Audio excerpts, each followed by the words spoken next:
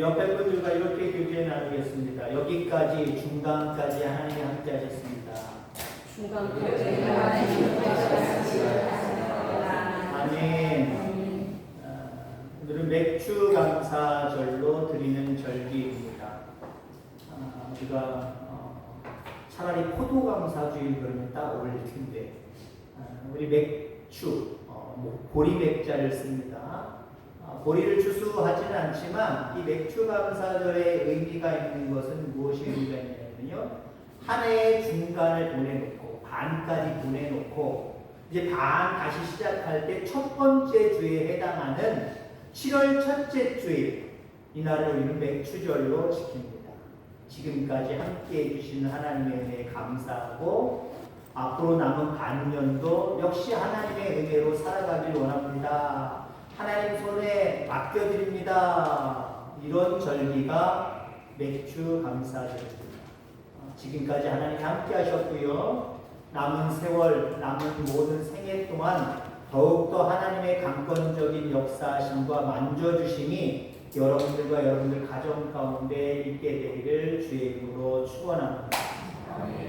제가 오늘 설교 중에 있다 없다 퀴즈 비슷한 질문을 두 가지를 드릴 겁니다. 뭐뭐 있다 없다. 자, 그 첫 번째로 하나님의 사랑은 감사와 관계가 있다 없다. 관계가 있다. 맞습니다. 우리가 하나님을 사랑하는 것과 감사하는 것은 분명히 관계가 있다라고 하는 거예요. 사랑과 감사는 뗄래야 뗄 수 없는 아주 밀접한 관계입니다. 그리고 감사는 관계 측정의 척도이기도 하지요. 감사하는 사람은 사랑하는 사람이고요. 감사가 없는 사람은요, 사랑한다고 입술로 고백을 하지만 사실은 사랑하지 않는다라고 해도 과언이 아닙니다. 여러분, 어떤 대상자들을 생각해 보시기 바랍니다. 상대가 있어요. 대상자가 있어요. 그 상대와 나와의 관계가 어느 정도의 관계이냐. 그 사람을 생각할 때마다 자꾸 감사하는 마음이 생긴다. 사랑의 관계입니다. 근데 같이 살아도 수십 년을 같이 동거동락해도 감사하는 마음이 없습니다. 당연하지. 뭐 그거 가지고 뭘 감사해 라고 하는 관계라고 한다면 입술로 사랑한다 라고 이야기하지만 그 관계는 사랑의 관계가 될 수 없다라고 하는 겁니다. 자, 하나님을 향한 우리의 믿음도 우리의 사랑도 그분을 향한 감사와 밀접한 관계가 있습니다. 우리가 하나님을 사랑한다 고백합니다. 근데 사랑한다 고백하지만 감사가 없다, 감사하는 마음이 없다, 이거는 여러분들 하나님 사랑한다라고 하는 것 거짓될 수 있어요. 껍데기일 수 있다라고 하는 겁니다. 위선일 수도 있습니다. 척일 수도 있어요. 안타까운 것은 많은 그리스도인들이 척할 때가 참 많이 있다는 거예요. 믿음 있는 척, 예배 잘 드리는 척, 기도 잘하는 척, 봉사하고 헌신 잘하는 척 하는 그런 모습들이 우리 속에 다 있습니다. 없다라고 하는 사람은 정말 없을걸요? 대부분 많은 모습 속에 척하는 게 있어요. 근데 척하는 게 다 나쁜 것이냐? 신앙은 사실 처음에는 척하는 척을 많이 하시길 바랍니다. 믿음이 없어도 기도하는 척 하다 보면 기도가 나오는 거예요. 믿음이 없어도 봉사하는 척하고 그 시간에 나와서 함께 하면요, 나름대로 봉사하게 되는 거예요. 그러나 계속해서 척만 한다. 하나님도 인내하는데 한계가 있다라고 하는 거죠. 우리는 척하는 신앙이 아니라 정말 하나님이 바라보실 때에 우리의 마음이 하나님 앞에 움직임으로 말미암아 늘 감사하며 하나님 앞에 인정함을 받는 그러한 신앙을 가질 수 있는 저와 여러분들 다 되어지기를 주의 이름으로 축원합니다. 아멘. 자, 오늘 본문의 말씀을 전하기 전에 저는 이런 말씀을 드리고 싶습니다. 하나님은 여러분들이 풍성해지기를 원하시고 더욱더 풍성을 누리기를 원하십니다.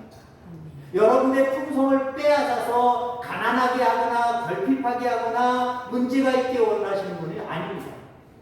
하나님 우리를 풍성으로 인도하시는 분이십니다. 생명의 풍성함으로 영원한 생명의 나라를 이끌어 가시는 분이고, 이 땅에서도 마찬가지예요. 이 땅에서도 우리를 풍성함으로 이끌어 가고 계시다라고 하는 거예요. 더욱 풍성함으로 이끌어 가실 줄 분명히 믿습니다. 우선 이 말씀이 여러분들에게 큰 힘이 되고 위로가 되고 복이 되기를 간절히 소망합니다. 자, 그러면서 오늘 본문의 말씀을 보면 예수님께서 성전의 헌금함 앞에 앉아서 성전에 찾아오는 사람들의 헌금하는 모습을 지켜보고 계십니다. 부자들이 들어오면서 많은 헌금을 냈겠지요. 그런데 가난한 과부 한 사람이 들어오더니 누가 보더라도 적은 액수의 헌금을 넣고 있습니다. 자, 그런데 예수님께서 많은 부자들의 헌금을 운운하지 아니하시고 가난한 과부의 헌금에 대해서 이야기하십니다. 내가 진실로 너희에게 이르노니 이 가난한 과부는 헌금함에 넣는 모든 사람보다 많이 넣었도다. 많이 넣었나요? 어떻게 예수님이 헌금하는 사람들의 모습을 바라보면서 가난한 자가 헌금하는 모습과 부자들이 헌금하는 모습을 어떻게 바라보실 수 있었을까요? 달랐을 겁니다. 달랐을 거예요. 예를 들어 여기 보세요. 내가 집회를 하나님 앞에 헌금한다 그러면요, 헌금 봉투에 넣어서 떳떳한 모습으로 당당히 와서 헌금함 뒤에다 탁 넣었을 겁니다. 근데 가난한 자들은 어떻습니까? 가난한 자들은 봉투에 넣을 수가 없어요. 창피하니까 슬쩍 넣기도 하겠지요. 그런데 그 봉투를 떨어뜨리는 순간 지폐를 넣은 헌금함이 떨어지는 것과 동전을 넣는 봉투가 떨어지는 게 달라요. 벌써 소리가 나겠지요. 여러분 그런 거 있습니까? 저도 목회자로서 어떤 예배에 참석할 때가 있어요. 예배에 참석하는데 헌금을 안 가져갔을 때가 있습니다. 급하게 막 찾지요. 여기 주머니 저기 주머니 찾았는데 1,000원짜리 하나가 나왔습니다. 차라리 5,000원짜리가 나왔으면 좋겠고 10,000원짜리가 나왔으면 참 좋겠는데 1,000원짜리 한 장이 나왔단 말이에요. 그럼 어떻게 헌금할까요? 당당히 딱 넣을까요? 한 번 더 줬습니다. 2번 더 줬습니다. 손에 안 보이게 싹 이렇게 딱 채워놓습니다. 그리고 어때요? 헌금 하시는 봉사하시는 분들이 쳐다보지 못하도록 공손하게 넣는 척하면서 그 돈의 액수가 밝혀질까봐 두려운 마음으로, 걱정되는 마음으로, 창피한 마음으로 넣습니다. 아마 그랬을 거예요. 부자는 당당하게 헌금함에 넣었을 거고요. 가난한 자는 봉투에 넣었든지 안 넣었든지 소리가 나는 건 매한가지니까 쑥스러운 모습으로 넣었을 겁니다. 예수님은 그 모습을 바라보시고 누가 보더라도 그 과부가 적은 액수를 넣었음에도 불구하고 여기 헌금함에 모든 넣는 사람들 중에 가장 많은 것을 했다라고 칭찬하십니다. 두 번째 질문을 하고자 합니다. 두 번째 질문이 이거예요. 감사는 물질과 관계가 있다 없다? 없다라고 얘기할 수도 있겠지만 있다입니다. 예수님 헌금함 앞에 앉아서 성전에 올라 헌금하는 사람들이 얼마를 하는지라고 하는 것도 보셨고요. 그들의 입은 여러 가지 모습을 바라보면서 그들의 생활의 수준까지도 다 보고 계셨습니다. 왜 그랬을까요? 예수님께서 돈에 관심이 많으셔서 그랬을까요? 돈에 관심이 많은 것이 아니라 예수님은 그 돈과 전혀 관계가 없으신 분입니다. 그런데 예수님께서 그렇게 보이신 모습은 하나님을 사랑하는 사랑하는 마음이 물질과 관계가 있기 때문에 유심하게 보셨다는 거예요. 그렇습니다. 감사하는 것과 사랑은 같이 가는 거예요. 감사하면 여러분들 사랑하게 되어 있고 사랑하는 사람은 때로는 물질과 더불어서 함께 주님 앞에 영광을 올리게 되어 있다라고 하는 겁니다. 자, 마태복음 6장 24절에 이런 말씀이 있습니다. 한 사람이 두 주인을 섬기지 못할 것이니 혹 이를 미워하며 저를 사랑하거나 혹 이를 중히 여기며 저를 경히 여김이라. 너희가 하나님과 재물을 겸하여 섬기지 못하리라 라고 말씀하고 있습니다. 이 말씀의 깊은 의미가 이겁니다. 물질 만능주의의 세상을 살아가는 우리들이 하나님 앞에서 물질을 어떻게 사용하는가를 살펴보면 그 사람의 신앙을 알 수 있다라고 하는 거예요. 여러분 아무리 입술로는 하나님을 사랑한다고 해도 하나님 앞에 물질이 인색하면 그 사람은 껍질이고 거품일 수밖에 없다라고 하는 겁니다. 여기서 어떤 사람들은 이렇게 이야기할 겁니다. 하나님, 저는 상황이 좋지 않아요. 나중에는 내가 열심히 할게요. 라고 하는 모습으로 얘기할 수도 있어요. 물론 상황이 어려운 상황들 많이 있습니다. 요즘 이 시대 속에 경제가 어렵다고 이야기합니다. 어떤 사람은 얘기합니다. 여러분들 시기에 가장 경제가 어려웠을 때가 언제입니까? 그러면 보통 얘기하죠. 6.25 거쳐서 그 시절 생활하셨던 분은 그때 보릿고개, 그때 경제사정이 제일 안 좋았지요. 언제가 경제사정이 안 좋았지요. 이렇게 얘기합니다. 근데 어떤 분들은 그렇게 얘기하더라고요. 경제사정이 안 좋을 때는 지금의 우리들의 모습이다. 그렇죠. 경제라고 하는 것은 현실적이기 때문에 지금 가장 안 좋을 때입니다. 과거에 언제 안 좋았다, 그것도 맞는 말이지만 경제사정은 늘 현재입니다. 지금 안 좋아요, 지금. 왜? 우린 지금 더 갖기를 원하거든요. 더 풍성하기를 원하거든요. 근데 누구든지 지금 잘 풍성해 라고 하는 사람들보다 있는 것보다 더 많아서 더 많이 유익하게 사용하면 좋겠다라고 하는 마음을 갖기 때문에 지금의 경제사정이 가장 안 좋습니다. 자, 그런데 여러분들, 여기 중요한 메시지가 있습니다. 우리의 감사는 감사할 조건이 전혀 없음에도 불구하고 감사할 수 있는 감사가 되기를 주의 이름으로 축원합니다. 감사할 조건이 있어서 감사하는 건요, 누구나 다 할 수 있는 거예요. 그러나 우리는 하나님의 사람이고 영원한 생명의 사람들이기 때문에 그 구원의 은혜를 생각할 때 우리는 감사의 조건이 없어도 감사할 수 있는 저와 여러분들 다 되기를 주의 이름으로 축원합니다. 풍요로울 때, 잘 풀릴 때, 풍성할 때, 무슨 일이 잘 됐을 때, 물론 감사해야죠.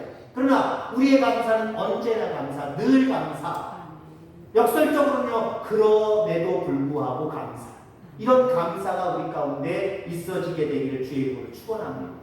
데살로니가전서 5장 18절 보면 범사에 감사하라 라고 이야기합니다. 범사는 뭐예요? 모든 일에 모든. 우리 감사할 수 없는 일이 없어요. 우리가 부모님의 은혜를 생각해 볼 수 있기를 바랍니다.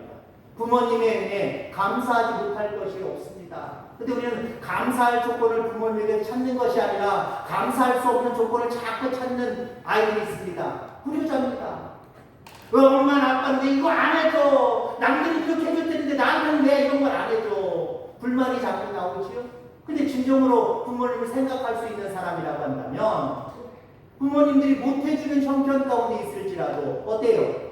그냥 낳아주시고 길러주신 그 자체, 그분의 영향들 속에 지금도 있다라고 하는 이 모습 자체가 감사의 조건이 될 수밖에 없다는 거예요. 우리는 영원히 죽을 수밖에 없는 죄인이었습니다. 오늘 제가 말씀을 예배를 드리면서 제일 처음에 말씀드린 것처럼 우리의 인생 앞에는요 다 논문이고 철제 자물쇠로 잠겨져 있는 문으로 꽉 막혀 있는 인생이었다라고 하는 거예요. 근데 하나님이 열어주신 줄 믿습니다. 하나님 부셔주신 줄 믿습니다. 뚫어주신 줄 분명히 믿습니다. 그래서 여기까지 온 거예요.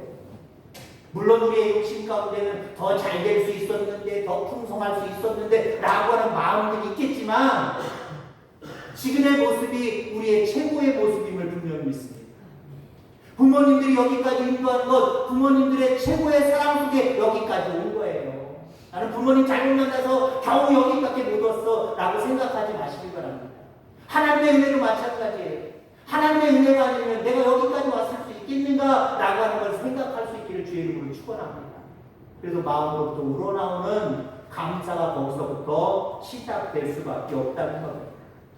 자, 오늘 두레뚜를 드렸던 과부, 다시 한번 본문의 말씀을 가져다가 결론을 맺고자 합니다. 아주 가난한 사람입니다. 과부, 남편이 없다는 거예요. 제 아버지가 없다는 겁니다. 그리고 얼마나 고달팠겠습니까? 얼마나 힘들었겠습니까?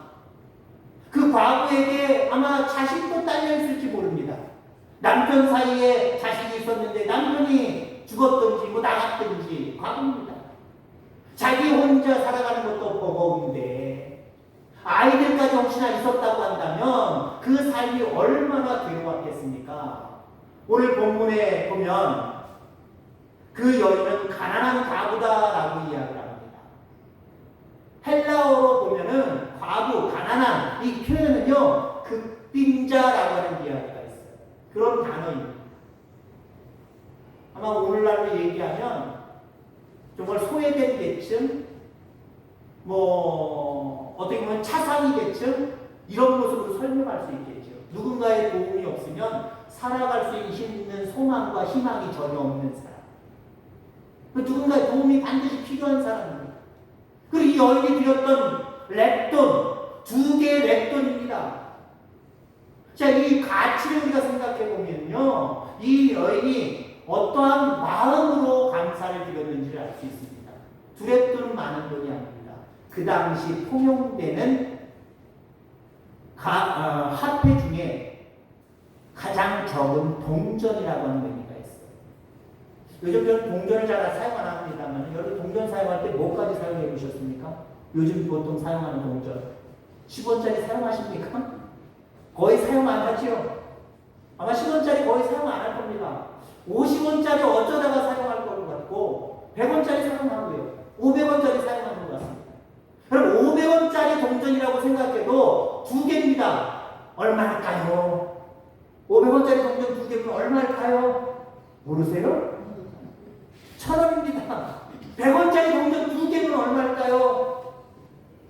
200원입니다. 200원이라고 치고 1,000원이라고 쳐도 이게 많은 돈일까요? 예전에 제가 부목사로 있는 시절에 목사님이 문을 닫고 있으랍니다. 교회 문을. 교회 안에 저쪽으로 사무실이 있거든요. 교회 문을 닫고 있으랍니다. 왜 닫고 있어야 되죠? 누가 오셔서 기도하려고 하면 어떡합니까? 열어드려야 되는데 모르고 못 열어드리면 어떡합니까? 아이 잠깐 있어. 한번 봐봐. 왜 잠가는지 며칠 지나서 알았습니다. 거 선생님들이 자주 와요. 거 선생님. 거지. 돈이 없어서 가만히 전철이나 지하철이나 그런 데 주무시다가 교회를 대상으로 한 푼 줍쇼 하는 분들이 상당히 많이 옵니다. 물론 구제해야지요. 구제해야 되는데 매일같이 몇 사람씩 오는 이분들 다 구제할 수 없어요. 아예 구제비가 있더라고요. 저한테 쑥 주시더라고요. 집회긴 집회지만 최소 집회입니다. 1,000원짜리예요. 10,000원도 안 됐을 거예요. 그거 주는 겁니다. 그거 한 해 다 쓰라는 얘기 아니에요. 오면 그냥 보낼 수는 없으니까 드리라는 얘기예요. 그거 드렸더니 1,000원짜리 한 장 드렸더니요. 거지한테 제가 욕먹은 사람입니다. 내가 거지냐? 이게 뭐냐 이게 뭐냐. 1,000원짜리 한 장 드렸더니 이게 뭐냐는 거예요. 그 거지도 욕심이 많죠. 이 교회 저 교회 이절 저절 돌아다니면서 그래도 반나절 노력을 해갖고 한 끼 먹을 돈 그 당시 뭐 한 7,000원 8,000원이면 한 끼 먹었으니까 짜장면 먹었습니다. 지금도 마찬가지입니다. 5,000원만 있어도 먹었으니까요. 자기 노력으로 그렇게 해야죠. 한 교회 가서 5,000원 받고 10,000원 받으려고 했습니까? 아니 삼겹살 더 먹을 정도로 20,000원 받으려고 했습니까? 거지의 욕심이지요. 제가 거지한테 욕먹은 사람이니까요. 내가 거지냐? 여러분들 200원, 1,000원 이거 가지면요 밥도 못 먹어요. 아무것도 못해요. 애들 불량식품은 사 먹을 수 있겠죠. 그거 가지고 끼니가 됩니까? 이런 여인이 자기가 가지고 있는 냅돈 이게 2개가 다 전부됩니다. 많은 것 중에 동전 이만큼 수북하고 있는 중에 돼지저금통이 이만큼 많은 중에 2랩돈이 아니라 그게 가지고 있는 전부랍니다. 그걸 넣었다는 거예요. 하나님이 여러분들 액수를 보지 않습니다. 감사하는 마음 액수 보지 않으세요. 물질과 관계 있다라고 얘기했죠. 액수 안 보세요. 마음이 어떤가, 진실된 모습인가, 진정한 모습인가 이걸 보시는 줄 기억하시기 바랍니다. 그런 의미로 여러분들 우리는 마음을 다해야 될 줄 분명히 믿습니다. 예전 고전 예한데요. 제가 직접 경험한 건 아니고요. 책에 자주 나와가지고 목회하다 보니까 그 책들을 이야기를 몇 번 들은 것 같습니다. 옛날에 헌금, 지금도 여러분들 그 천으로 된 헌금함 있죠? 그만한 거. 옛날에 좀 컸어요. 어느 정도 컸어요. 이 헌금함을 돌리는데 어떤 아이가 잠깐 내려달라고 내렸는데 그 속으로 자기 말을 쑥 넣으려는 겁니다. 깜짝 놀라서 헌금위원이 너 뭐하니? 그랬더니 하나님 앞에 가난해서 드릴 건 없고요. 우리 부모님이 예수 믿으셔서 같이 와서 저한테 헌금을 용돈으로 주신 것도 아니고 나는 돈이 한 푼도 없어서 나래도 하나님 앞에 드리려고 들어가려고 해요. 저는 이런 예화가 있었습니다. 실제 있었던 일인지 아니면 지어낸 일인지 잘 알 수 없습니다만은 아주 고전 중에 고전이기 때문에 저도 알 수 없습니다만은 그런 마음 가질 수 있게 되기를 주의 이름으로 축원합니다. 신령과 진정은 그런 게 좋습니다. 하나님 그런 일 원하십니다. 여러분들의 마음이 어디에 중심을 두고 있는지 그걸 바라보고 계신다라고 하는 거예요. 아까 두 주인을 섬길 수 없다 그랬잖아요. 하나님과 돈을 섬길 수 없다라고 이야기를 하잖아요. 바로 그걸 얘기하는 겁니다. 하나님을 향한 마음이 없는 사람, 진정과 신령한 마음이 없는 사람은요, 돈을 자꾸 짝짝 쫓아가게 되어 있어요. 돈돈거리면서 돈을 쫓아가게 되어 있어요. 하나님 그러기 원하시지 않아요. 오히려 돈을 쫓아가는 사람들에게는 하나님의 풍성함을 허락하시지 않습니다. 돈이 무슨 상관입니까? 오히려 이렇게 생각하며 내가 하나님 앞에 드려지는 것, 하나님께 영광을 올려드리는 게 이게 중심입니다. 이게 하나님 기뻐하시는 일입니다. 이런 모습으로 신앙생활한다고 한다면 하나님 그 신앙을 오늘 이 여인을 축복하시고 칭찬하신 것처럼 여러분들의 그 믿음을 칭찬하실 줄 믿습니다. 그리고 이곳에서 저곳에서 샘이 터지게 하심으로 말미암아 더 풍성함을 누리게 하실 것을 확신하게 되기를 주의 이름으로 축원합니다. 자, 오늘 본문에서 우리가 발견해야 하는 것은 이 가난한 과부의 마음에 있는 하나님 사랑, 이걸 봐야 돼요. 액수에 대한 부분을 보는 게 아니에요. 돈에 대한 부분만을 바라보는 게 아니에요. 이 여인이 얼마나 하나님을 사랑했으면 그랬을까, 이걸 발견할 수 있기를 바랍니다. 그거예요, 여러분들. 하나님 여러분들에게 어떤 물질적인 것만을 바라보시는 게 아닙니다. 물론 관계가 있기 때문에 우리가 그 부분에서 우리가 조화를 잘 이루어야 됩니다만 하나님이 우리의 마음, 하나님 사랑하는 그 마음이 얼마나 큰가를 바라보고 계십니다. 정말 척하는 건지 진짜 믿음을 갖는 건지.